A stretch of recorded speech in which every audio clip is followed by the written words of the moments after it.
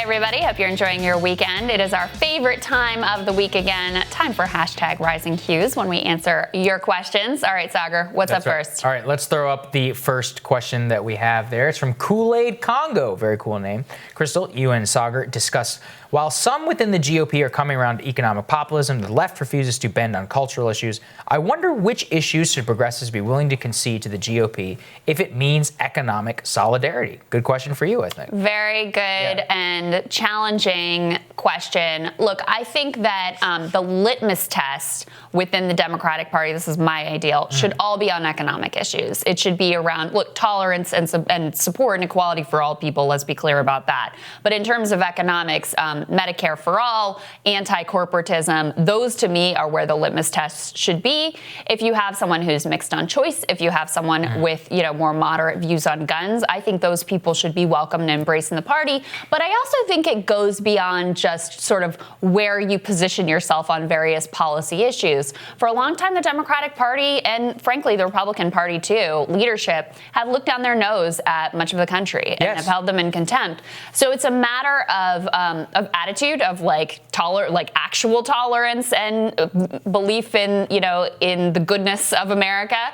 And it's also about which issues you put at the center of your program. I think Bernie mostly did this pretty well, especially in his 2016 campaign, where, yes, he was left on every issue. Yeah. Right? And always every had issue. been. That was the other and always had been, with the exception of guns, which is actually significant in Vermont, which is a very rural state. But by the time he got to 2016, left on every issue.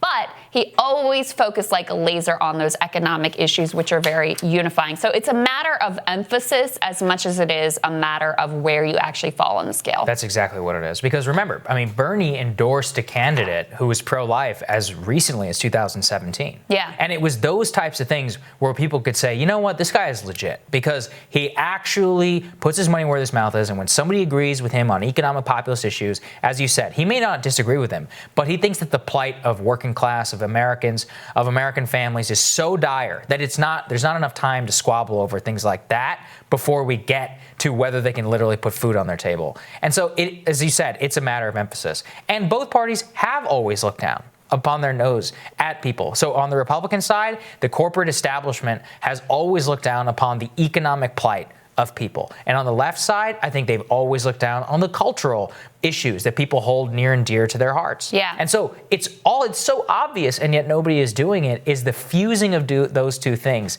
is how you actually build a real economic solidarity movement, as that person said. Indeed. All right. Seems pretty clear. Let's take a look at the next question. All right, besides the obvious plans Bernie and Trump have outlined in this crisis and what you have mentioned plenty of times before, what unexpected things would you add in a COVID-19 plan? What do you think, Saagar?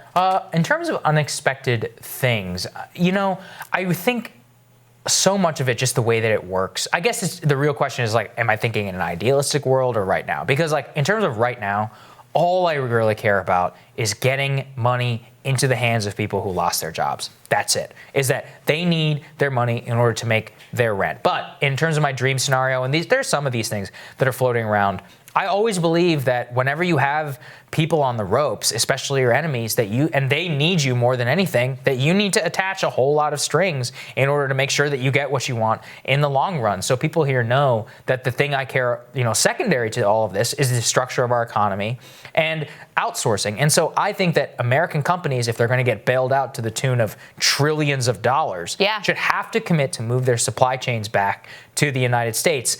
And that they won't be allowed to buy back any of their stock, executive compensation. So much of that has to be heavily restricted because they have proven to us that they're not worthy of our trust. Not only in the decades, but in the immediate. See, we gave them their tax cut, and what do? They went and they bought back all their own stock, didn't invest in their workforce, didn't invest in machinery and things to build things here in the United States. So we're weaker as a nation and we don't have as much money. Yeah. Fine. Now we control the purse strings. You have to do exactly what we tell you to do. Yeah. So listen, this is ideal world, dreamland scenario, et cetera, et cetera. So things that you won't be surprised to hear me say: federal jobs guarantee, Medicare for all. Let's get it done. Let's do it now.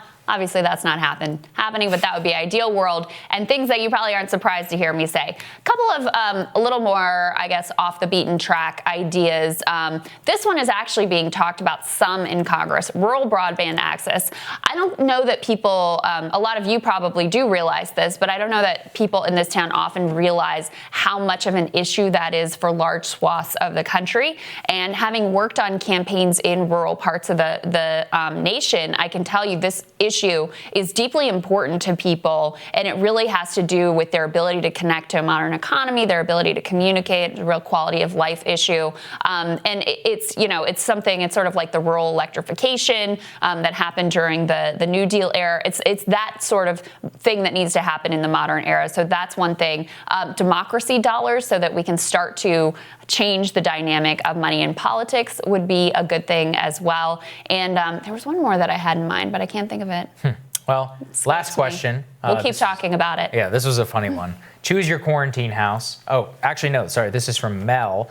It is pick a house you can't pick a house for, but you can't take one house for a member that's not Krystal with you. Oh, I guess this is specifically for you. Okay. Because I'm placed in a house four. Let's put up the houses. But if I can't pick house four, what am I going to do? I mean, I got a pretty good house. Yeah. I got to say. I'm not sure. This is a tough one. I don't mind the Castros, and Amy Klobuchar. Look, as long as you keep the staplers away, I think it could be. I think it could be fine. We could bond over. I'd love to hear her inside thoughts about Pete Buttigieg. I think that could be a bonding for virtually everyone in the house, and of course having Rogan, AOC, and Nina Turner there. That's what I was saying. It's hard to beat. I already spent so much time with you, so obviously that will work. And I wanted to hang out with Joe. I tell him not to bring the weed.